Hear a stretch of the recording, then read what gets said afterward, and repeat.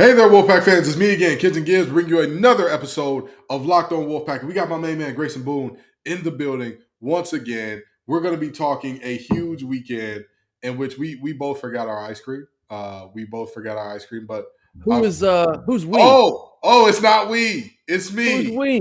It's me. I It's came just strapped. me. It is just me. Grayson came prepared to eat his ice cream. I did not. But don't worry. If we get two more wins back to back off these men's and women's teams, trust me, I'm gonna have my ice cream ready next time. I can guarantee you that much, Wolfpack Nation. I let you down this time. Luckily, our men's team nor our women's team let us down this weekend. We are going to talk the win in Winston-Salem. We're going to talk the upset of Notre Dame and Reynolds. We are going to talk all things Wolfpack basketball today. Grayson, are you ready to get into it? I'm fired up for this one. What a weekend we just had. A great weekend, an excellent weekend, lighted red type of weekend. But before we do, I've got to tell you all that this episode is brought to you by FanDuel Sportsbook, the official sportsbook of Locked On. Make every moment more. Visit fanduel.com/locked on to get started today. Folks, stick around because we have a great episode coming your way. We're going to talk all things Wolfpack basketball. So let's get into it.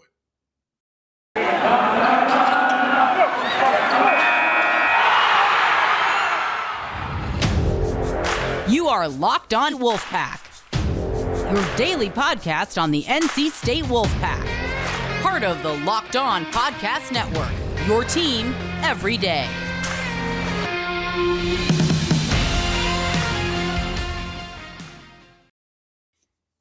So, Wolfpack fans, we saw some absolutely beautiful things this weekend, and it is very tough to encapsulate how good of a weekend this was because there were so many things that went right for the Pack, but mainly we're going to start it with the 79-77 win. By the way, now I'm gonna ask all the Wolfpack fans out there this. Tell me, and if I'm wrong, y'all can go ahead and never listen to this podcast again. Tell me another podcast that guessed the game as closely as we did. Tell me one. Name one, because I believe both of us had 79 in the score. We just thought that Wake Forest would be scoring 79, and I said it was going to be 79-80, and you said what? I think I had 83. I had us hitting a couple more free throws, which we had our opportunity there, but we almost nailed it exactly. I'm just saying. You talk about folks doing their homework. You talk about folks that get into it. Now, granted, we ain't gonna talk about our prediction for the women's game because boy, that one was just miles off. But boy, I'll tell you what a game we saw. DJ Burns was absolutely dominant. You know, people keep saying he's got nothing but that little drop step to the left. Well, guess what? He drop stepped to the left his way on into 31 points. He led this team on a ferocious comeback in Winston-Salem. What are your initial thoughts and takeaways from this game, Grayson? Yeah, I want to talk about something that didn't go right, and that's because the boy was going left. DJ Burns let the big dog eat. Completely took over. I don't know if anyone would have seen something like that coming. We've seen flashes in DJ this year. Him just dominating the paint can completely take over a game. If you will let him per se. And Wake Forest absolutely let him. It got to a point where it was funny. Like I would laugh when we would throw the ball inside because I thought to myself, surely they're not going to let him drop another bucket on him again. And it got to be like, 5 in a row, 6 in a row. Yep. Every time we went down the court, we're just handing it to DJ. It's like it's in the movie Kicking and Screaming. Give the ball to the Italians. Give the ball to DJ Burns and get out of the way because that man's going to put the ball in the bucket. What an effort. Completely put the team on his back. Jarkel did some heavy lifting himself, but this is the DJ Burns game. Yeah, trademarked. It surely was a DJ Burns game. But again, talking about the accuracy of Locked On Wolfpack for a second, what did I say was going to be the deciding factor in the difference? I said I trust our guards down the stretch to make one or two plays more than I trust their guys down the stretch. And what ended up happening, despite foul trouble that kept him out for a lot of the game. Jaquavian Smith comes up with one of the biggest buckets of the night. Jarkel Joyner puts the game away with a few free throws himself.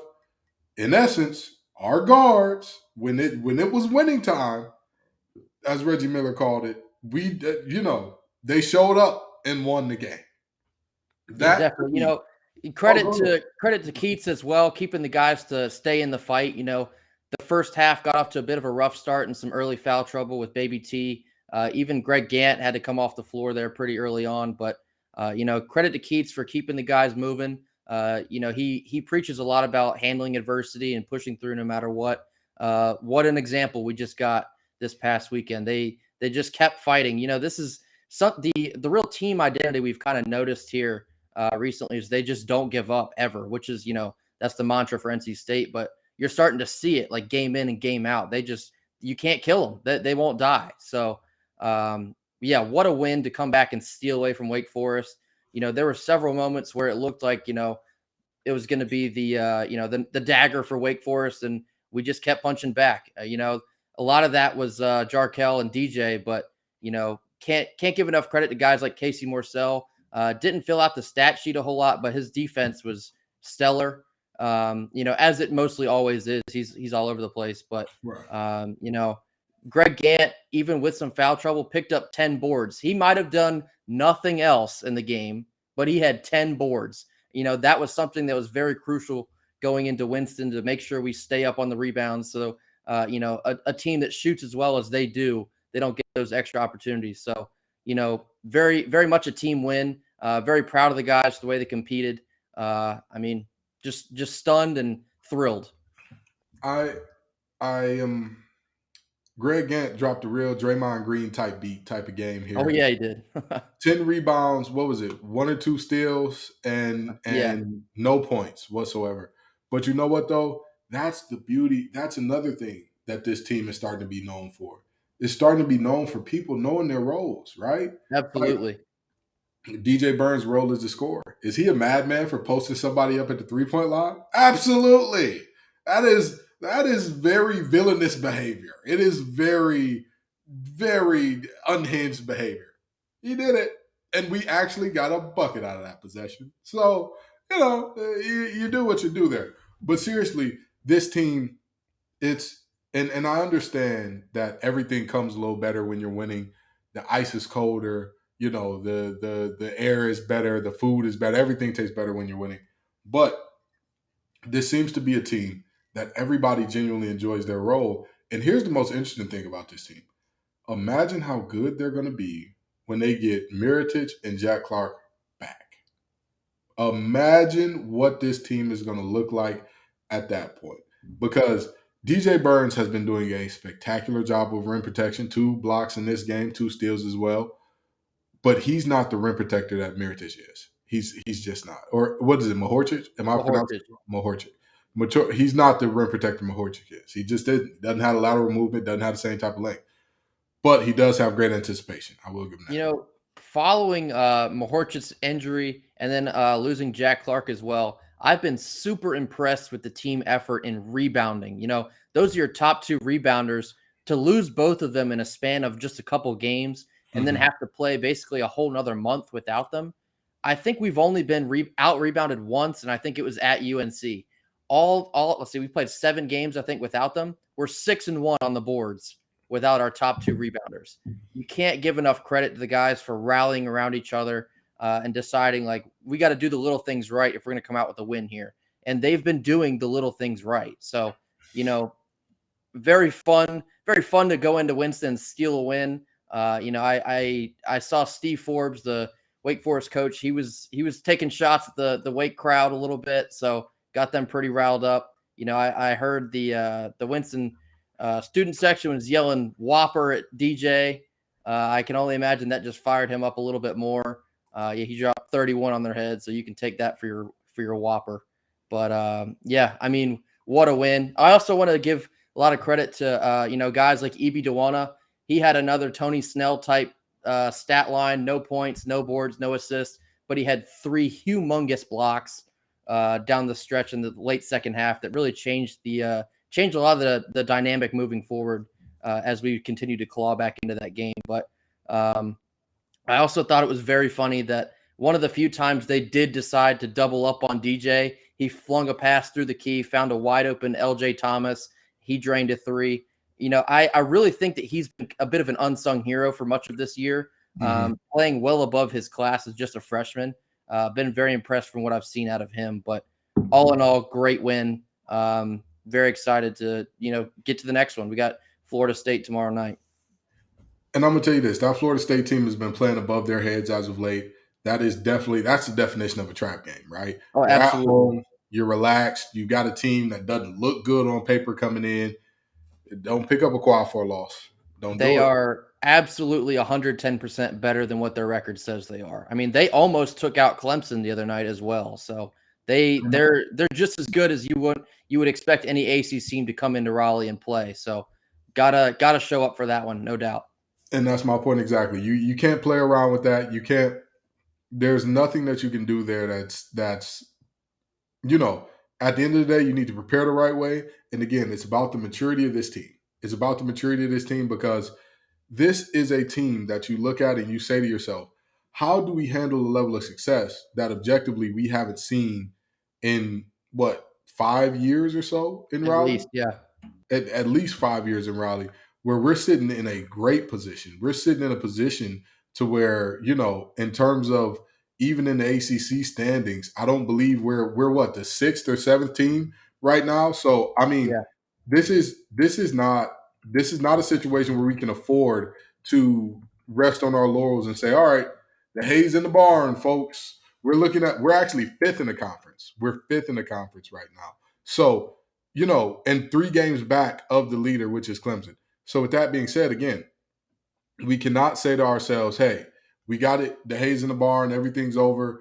No, that's not the case. That's not the case at all. This team has to be mature. They have to go about their business the right way. They have to be prepared because at first you were sneaking up on folks. Early in this season, people were like, wow, I mean, we didn't expect them to be this close. And then we pulled out a player or two at the end to get it done. Now people are expecting you. People are expecting a good team when they see the red and white from state. So how do we go about that? That's going to be the question. That's going to be the response. And again, how do you carry yourself now that you're expected to be a good team? What does that look like, right? That's going to be important and orthogonal to this team having a good season down the stretch. We're going to talk about the massive win in Reynolds on Sunday. But before we do, I've got to talk to you all about FanDuel. Folks, it is very clear, and I hope that everybody knows here, this year, the only app you need at your Super Bowl party is FanDuel, America's #1 sports book. We're really excited about our new betting partner for Locked On because they're the #1 sports book in the country. And if you're new to FanDuel, that's even better. They have so many great features that make betting on sports fun and easy. Download FanDuel now so you can bet your Super Bowl 57 with a no-sweat first bet. You'll get up to $3,000 back in bonus bets if your first bet doesn't win. FanDuel lets you bet on everything from the money line, the point spreads, to who will score the first touchdown. So trust me, this safe, secure, and easy-to-use app is where you need to be. Best of it all, you can get paid your winnings instantly. You don't have to wait till you get up to $1,000 or whatever to cash out. No such thing is the case with FanDuel. So join FanDuel at FanDuel.com/lockedon to claim your first no-sweat first bet on Super Bowl 57. That's FanDuel.com/lockedon. Make every moment more with FanDuel, official sportsbook partner of the NFL. Grayson, we're looking at this upset of Notre Dame, okay? And Coach Ivy's done a great job over there. The top 10 team in the country. They came in here and it was a situation where I thought, for whatever reason, we'd been hot and shooting the past couple games. And so I thought, hey, the hot shooting was nice, but I don't think that that's who we are as a team this year. And boy, did they shut me up.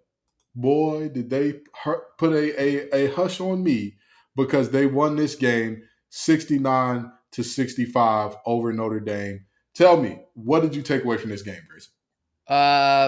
The hardest substance in the world is a diamond, and thank goodness we have one of those on our team.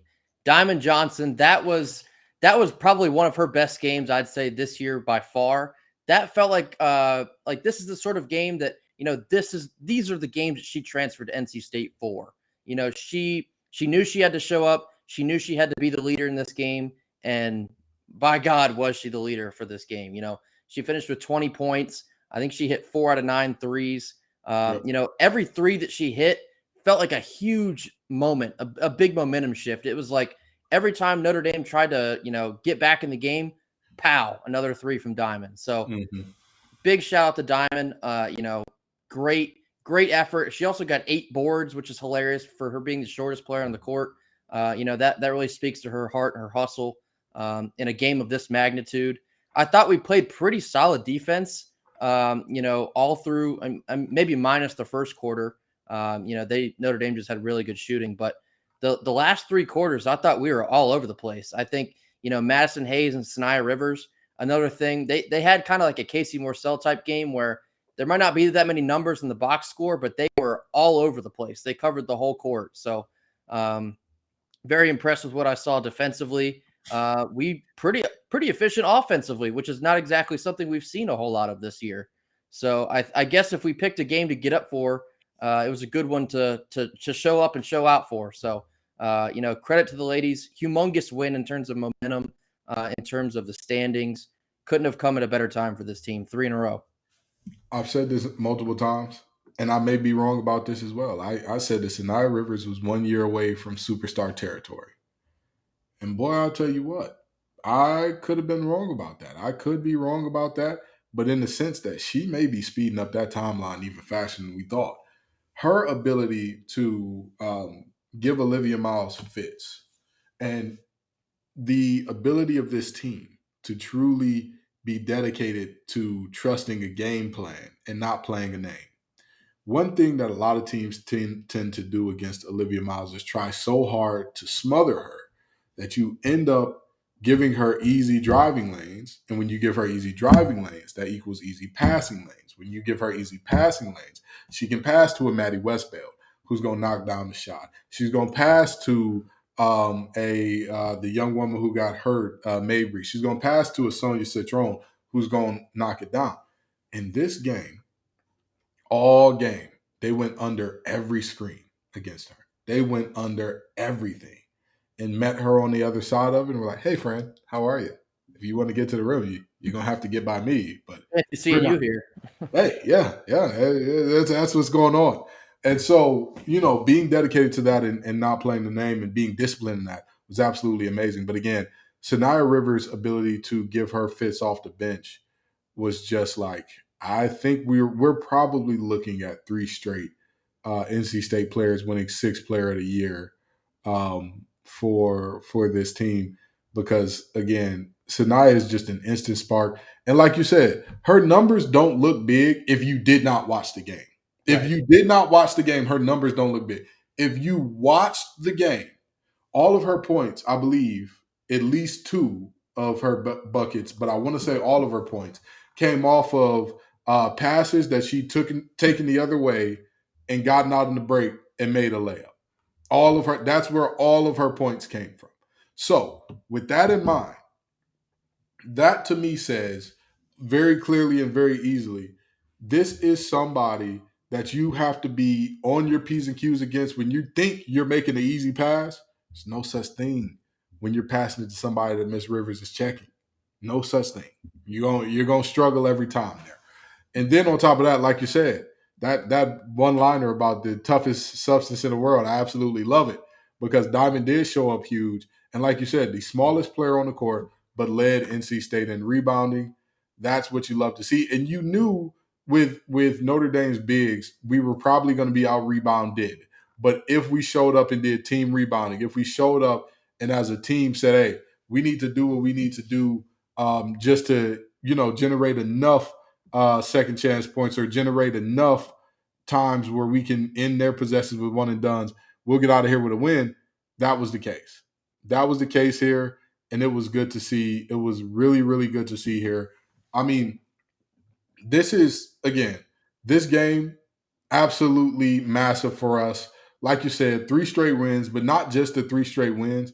the fact that you have a top 10 team coming into Reynolds and you make it very clear anybody that's coming in here is going to have a hard time. That's exciting. Is there any lesser known thing or thing that's not being talked about a ton that you want to kind of point out as like, hey, we should be paying more attention to this coming out of this game? Well, I mean, kind of circling back to what I mentioned about the defense, we did turn Notre Dame over. I believe it was 15 times or so, 14 or 15. That's very uncharacteristic for a Notre Dame team. They're very disciplined. They take good care of the ball. And, watching that game, you really felt like, after that first quarter, they were shook. Like they were visibly shook because we were all over the floor. There was one moment, I don't remember what quarter it was, but Mimi Collins had a big block and she hit the girl with the stank face on the way by. And I was like, she meant every bit of that. Like that NC State feels comfortable right now. So, and they looked comfortable. They never felt like, there's any reason to panic. The league got a little bit shorter. They're right there at the end of the game, but yeah, I never felt like they didn't have it under control. So, credit to Wes Moore, credit the girls for getting up for a game that they really needed to have. That's a big win. I don't know if I can emphasize that enough. The caliber that Notre Dame is, for them to come into Raleigh and for us to defend our own house, that'll go a long way here the rest of the season. And when I look at there's the thing that I noticed about this game that kind of went under the radar, I hadn't heard a ton of people talking about, is the fact that when I look at Madison Hayes and her energy and effort, just her sheer, like, I feel like the phrase, this person got that dog in them, is like very overused. With her, it's very apt. She plays what I like to call pit bull defense. She is aggressive. She's in your face. She's going, I remember there was a point in the game where I don't even think it was an and one. I think she just got fouled by Olivia Miles on a. Oh yes, I remember what you're talking that she about. was going to make, and she's on the ground chirping like, "Yeah, this is what's going on." And it's just one of those moments where you look at a player and you say, "That's the edge. That's the stuff that when you look at really good teams, there are all different types of ways to build really good teams, right?" In the past, what we saw with Alyssa Cunane and Kai Crutchfield and company, it was a group of supremely talented individuals that all came together, knew their roles, and just like worked cohesively and calm and, very level, very even keel. That's just what that team was. This team is something different, and they need something different sometimes. This team needs somebody to be that. I believe it was.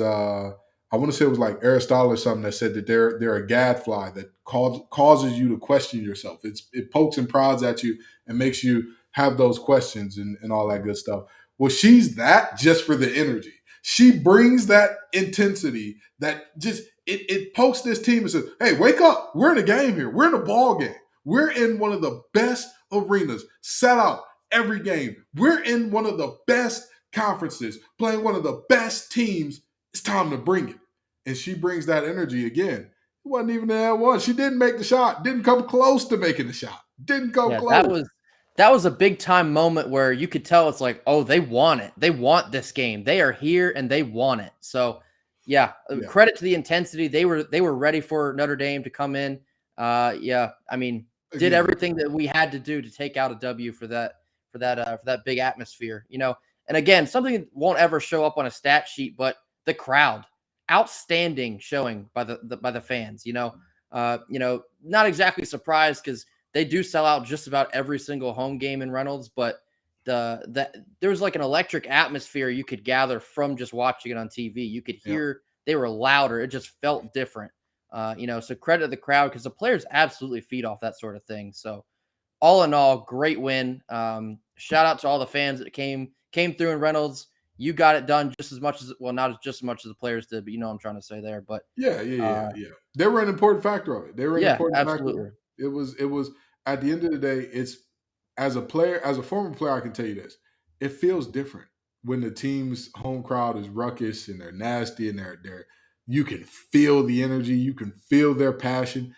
is different than like fans who are like, oh, this is nice. This is cool. Yeah, we're kind of here. This is a cool little vibe. It's a very different scene. So Wolfpack Nation always shows up and shows out. And y'all did it again. And this is again a massive game. This team is Coach Keys talked about something to build off of. Same thing here. This is the type of win that you go forward and you look at it and you say, hey, when we look at one of the turning points of our season, that was one of them. That was one of them, and or this can be one of them if this team does go on and continue our winning ways of the past in terms of potentially going back to back to back to back ACC tournament champs or winning another ACC regular season championship. Which, by the way, it looked like there was no way, right? Like it looked like, oh man, this is over. We can't get this done. There's no way that we're going to be looking at potentially being in the conversation for winning this conference. And lo and behold, we go through that little stretch where we take a loss to Duke by double digits. We lose to Boston College at home, Duke and Boston College actually both at home, and then we go on the road and get drubbed by Florida State, and then we lose to North Carolina and Carmichael's. All of this happening in the 6-game stretch, and it's like, man, are we not that good? And then all of a sudden, you look up, and with, I want to say, what is it, 8 games left to go? With I eight think it's games eight. left to Yeah. go, we are 2 games out of first place. And we just beat Notre Dame, and we have to play Duke, who is in that conversation for first place again. So, this is the stuff, man. This is the stuff.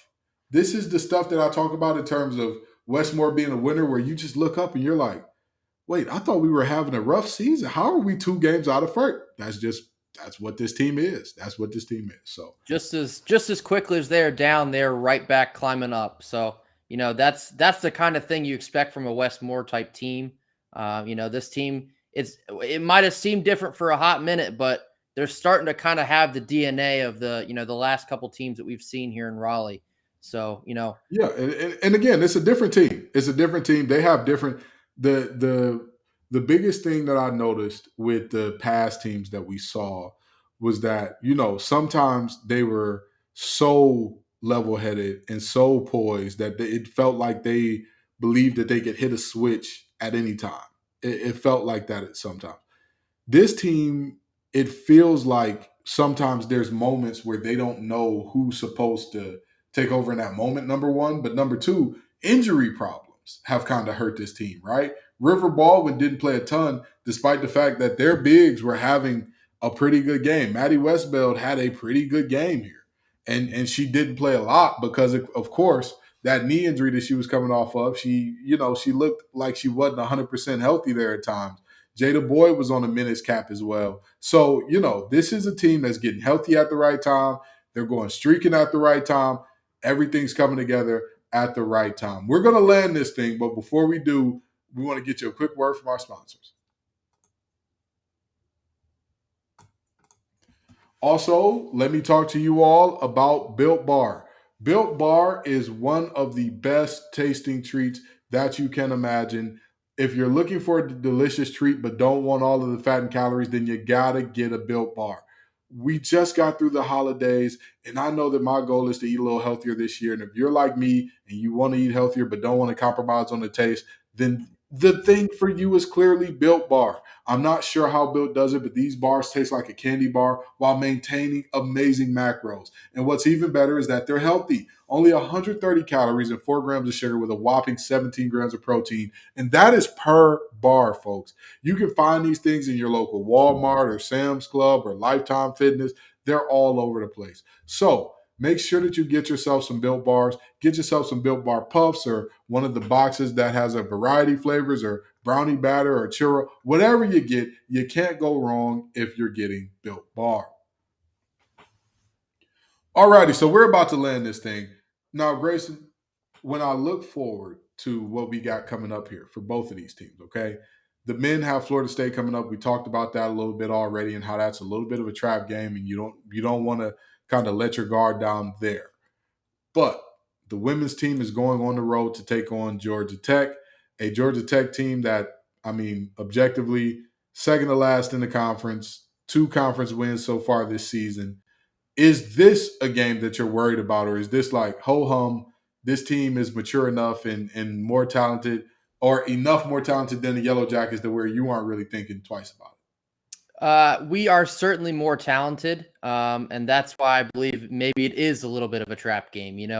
This was a humongous win. We just knocked over Notre Dame. We got to go back on the road. That always kind of sort of screams trap game, regardless if it's the men or the women. But got to make sure we're getting off the bus for that one. Another ACC game, another ACC opportunity. You have to be able to get in there, take care of business. And it's just at this point in the season, this is both for the men's team and the women's team. It's tunnel vision. You're starting to hear more and more about bracketology and the seeding. Just as much as you can. I know they're not listening to this, but if they do, as much as you can, tune all of that out, because the only game that matters is the game that you are about to play.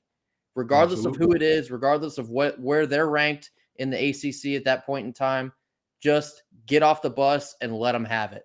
Doesn't matter if they're the bottom of the ACC, middle of the ACC, whatever. Just handle your business and you will get to where you're trying to go. Absolutely. Now, and I'm going to say this. I don't believe that this is a trap game only because I think that this is a Georgia Tech team that is virtually completely devoid of talent. But with that being said, the part of me that does say this could be a trap game is after coming off of a 6-game losing streak, they're 2-1 in their last 3. So, and yes, those wins did come against Syracuse and Clemson. Again, 2 more teams that aren't really highly regarded in the conference. But at the end of the day, we're only 2 games ahead of Syracuse in the conference. So we can't sit up here. The difference between us and first place is bigger than the difference between us and Syracuse. So the team needs to come in and handle this thing the right way and get a win that, it's not just about getting big upsets like Notre Dame. It's about being mature enough to take that energy and still carry it over into the next game. Don't say, oh, all right, we did it. We're on the 4 line, gals. We don't need to play hard anymore. Show up. And, of course, Westmore ain't the type to allow that. And Diamond Johnson and Madison Hayes and this team and Mimi Collins, I don't think that that's their constitution to be like that. But I'm just saying, I think that that's why I would say this isn't a trap game for us, just because of who they are and how they are. Thank y'all so very much for coming out. Like always, y'all make this show what it is. Grayson talked about y'all and making the women's basketball team and their win what it is. Wolfpack Nation, y'all make it happen. Y'all continue to make it happen. We appreciate you every single time. Peace and love, y'all. And as always, go Pack. Go Pack.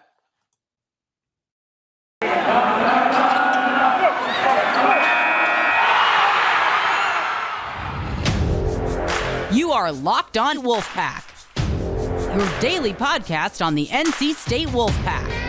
Part of the Locked On Podcast Network, your team every day.